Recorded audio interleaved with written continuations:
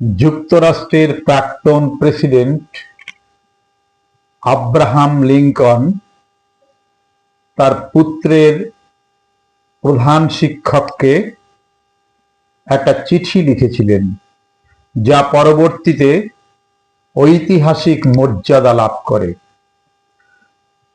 চিঠিটা অনেকেরই পড়া, তবু আজ কষ্ট করে না হয় আর একবার পড়লেন, যদি কিছু নতুন অনুধাবন করা যায়।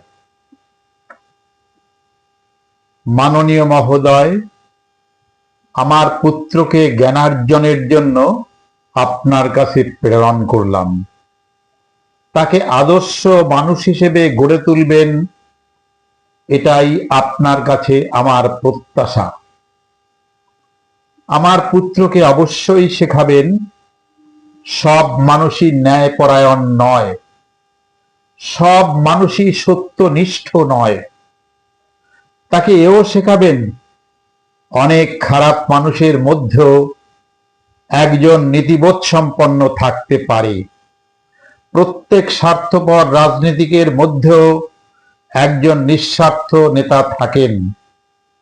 তাকে শেখাবেন $5 কুড়িয়ে পাওয়ার চেয়ে একটি উপার্জিত ডলার অধিক মূল্যবান। এও তাকে শেখাবেন কিভাবে পরাজয়কে মেনে নিতে হয় এবং কিভাবে বিজয়োল্লাস উপভোগ করতে হয়। হিংসা থেকে দূরে থাকার শিক্ষাও তাকে দেবেন।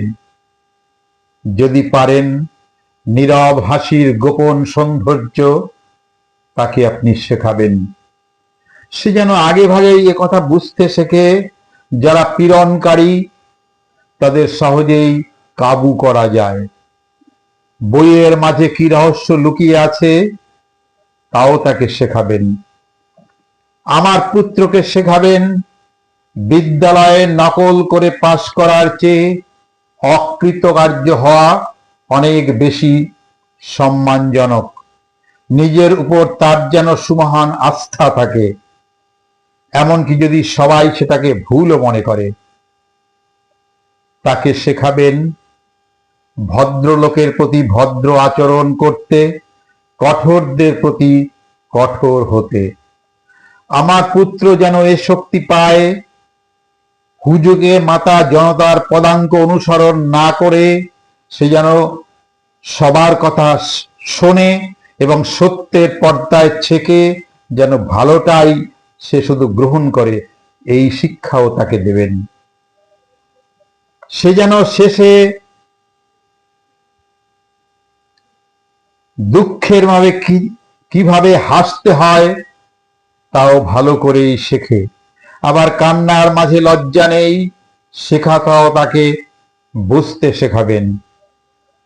যারা নির্দয় নির্মম তাদেরকে যেন সে ঘৃণা করতে শেখে, আর অতিরিক্ত আরাম আয়েশ থেকে সে যেন সাবধানে থাকে। আমার পুত্রের প্রতি সদয় আচরণ করবেন, সোহাগ করবেন না, কেননা আগুনে পুড়েই ইস্পাত খাঁটি হয়।